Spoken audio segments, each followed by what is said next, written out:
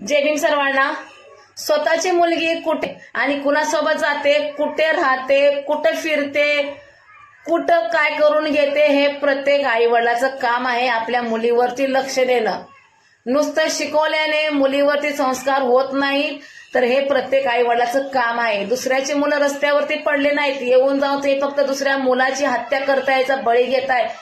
भडव्यानो, तुम्हाला कोणी अधिकार दिला आहे दुसऱ्या मुलाची हत्या करायला? जसं तुमची मुलगी लाडाची असेल ना, तसंच मुलंही प्रत्येक आई वडिलाचे एक तुकडा असतो, काळजाचा, लाडाचा असतो. बिंडोक डोक्यानो, स्वतःच्या पोरीला सांगत जावा, पोरी प्रेम करताना जात बघूनच प्रेम करत जा, कुठं बी तुझी आई घालू नको म्हणून. समजलं का?